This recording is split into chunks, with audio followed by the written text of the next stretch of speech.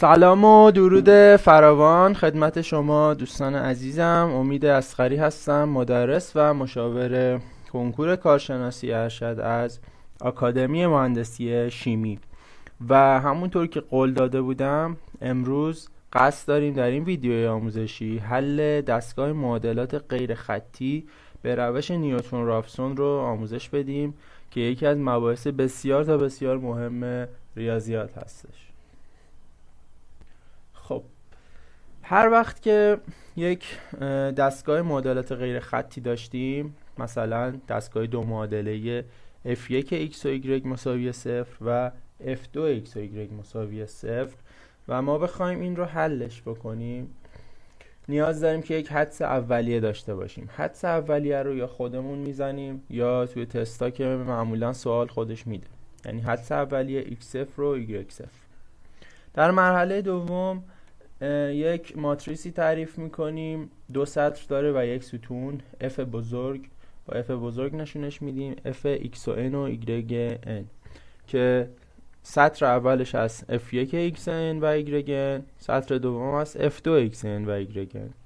در مرحله سوم که مرحله بسیار مهمیه، ماتریسی تعریف میکنیم به نام ماتریس ژاکوبیان که باید شما این ماتریس رو اعضاشو حفظ باشین که خیلی مهمه.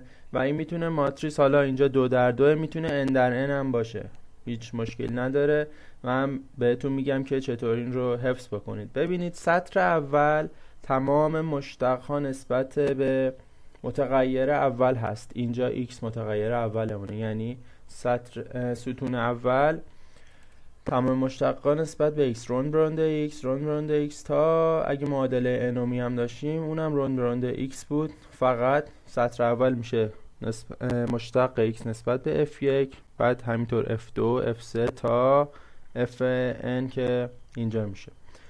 تو ستون دوم مشتقات تماما نسبت به متغیر دوم یا اینجا y، یعنی سطر اول روند برانده y f1، سطر دوم روند برانده y f2. اگه سطر انوم هم داشتیم روند برانده y fn. و همینطور میتونست اگه مثلا n تا متغیر هم داشتیم میتونستش که سطر سوم داشته باشیم، متغیر سوم، متغیر چهارم تا آخر. بنابراین ماتریس ژاکوبیان 2x2 به این شکل خواهد بود: روند برانده x روند برانده y در ستون دوم در f1 f2 f1 f2. این شکل حفظ کردن این ماتریسه که هیچ وقت یادتون نره. تو مرحله چهارم ما یک دستگاه معادلاتی حل میکنیم. ضرب ماتریس ها باید بلد باشین. یه دلتا x و دلتا y به دست میاریم. با استفاده از این دلتا x و دلتا y ما به حدس جدیدی میتونیم برسیم که به جواب دستگاه معادلاتمون که میخوایم به دستش بیاریم نزدیکتره و هرچی ما این رو هی تکرار بکنیم، با دفعات بیشتری انجام بدیم، دقت جوابمون بیشتر خواهد بود. پس xn به علاوه 1 میشه xn به اضافه دلتا x، yn به علاوه 1 میشه yn به اضافه دلتا y. اما تو اکثر سوالات چیزی که ما دیدیم و خیلی مهمه همین ماتریس ژاکوبیانه.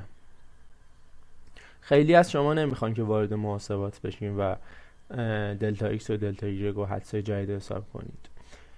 خب بریم دوتا تست از جدیدترین تست های کنکور حل بکنیم.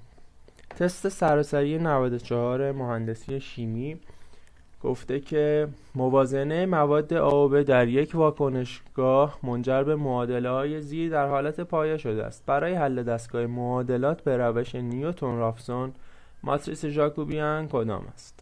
خب یه دستگاه معادلات بهمون داده، دو تا معادله داره، ماتریس ژاکوبیان رو میخواد. خب ما معادلات رو زیر هم نوشتیم و بعد میایم ماتریس ژاکوبیان و اعضاش رو مینویسیم. گفتم ستون اول مشتق نسبت به متغیر اول، پس یه بار از f1 یه بار از f2 نسبت به c a مشتق میگیریم. خب اینجا میشه از f1 نسبت به c a مشتق بگیریم میشه منهای 1 منهای کاتو در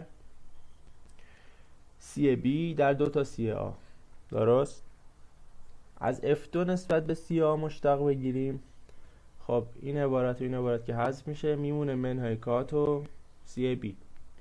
حالا ستون دوم مشتق نسبت به CAB. خب از F1 بخوایم مشتق بگیریم میشه منهای کات و CA به توان 2، چون اینا که صفر میشه، اینم یه ضریب ثابت واسه CAB فرض میشه. از F2 بخوایم بگیریم این عدد ثابت صفر میشه منهای 1 منهای کات و CA. پس این شد ماتریس ژاکوبیانمون. به راحتی متوجه میشیم که گزینه 4 صحیحه. درست. این از این تست سراسری 95. باز میخوام نیوتن رافسون حل دستگاه. گفته در روش نیوتن رافسون برای حل دستگاه معادله زیر که میبینید F1 و F2 داریم، چنانچه در مرحله اول حدس اولیه x1 و x1 برابر 1 x2 برابر منهای 1 باشد، در این مرحله ماتریس ژاکوبیان کدام است؟ خب ما ماتریس ژاکوبیان ازش رو حساب میکنیم و بعد x1 و x2 رو توش جایگذاری میکنیم. خب ستون اول مشتق نسبت به x1، ستون دوم مشتق نسبت به x2.